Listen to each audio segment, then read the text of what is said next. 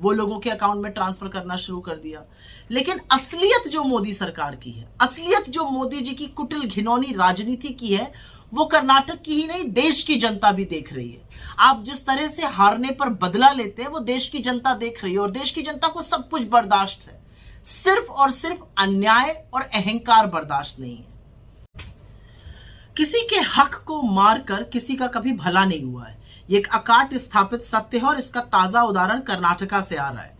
चुनाव के दौरान कांग्रेस ने अन्न भाग्य योजना का वादा किया था। इस योजना के तहत हर गरीब परिवार के प्रत्येक सदस्य को 10 किलो चावल मुफ्त मिलता।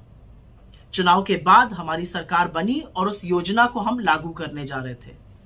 उसमें सबसे बड़ा रोड़ा अटकाने का, सबसे बड़ा अवरोध पैदा करने का काम केंद्र की मोदी सरकार ने किया। अब गरीब का भला हो जाए, ये मोदी जी को कैसे स्वीकार्य होता?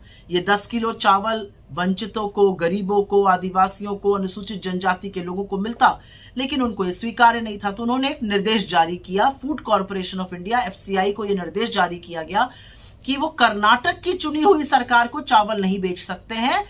यह भी निर्देश जारी किया कि वो ओपन मार्केट में ऑक्शन करें और निजी क्षेत्र की कंपनियों को, निजी क्षेत्र के ट्रेडर्स को ये चावल बेचे। लेकिन कितनी बड़ी विडंबना है कि FCI जो 3,86,000 मेट्रिक टन चावल बेचने की योजना बना रहा था ई ऑक्शन के माध्यम से, उनके पास बोली मतलब बिड सिर्फ और सिर्फ 170 मेट्रिक टन की आई। मतलब 99% से ऊपर अनाज के लिए बिड ही नहीं आई।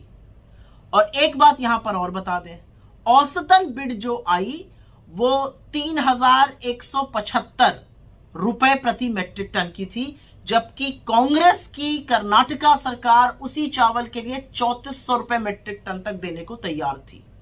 मोदी जी ने अवरोध पैदा किया था तो हम भी तू डाल डाल हम पात पात। हमने क्या किया, चावल के समकक्ष जो पैसा था वो लोगों के अकाउंट में ट्रांसफर करना शुरू कर दिया। लेकिन असलियत जो मोदी सरकार की है, असलियत जो मोदी जी की कुटिल घिनौनी राजनीति की है, वो कर्नाटक की ही नहीं देश की जनता भी देख रही है। आप जिस तरह से हारने पर बदला लेते हैं वो देश की जनता देख रही है, और देश की जनता को सब कुछ बर्दाश्त है, सिर्फ और सिर्फ अन्याय और अहंकार बर्दाश्त नहीं है। तो 2024 में इस काम के लिए आपको सबक जरूर सिखाया जाएगा। अब थोड़े ही दिन की बात है, 24 बहुत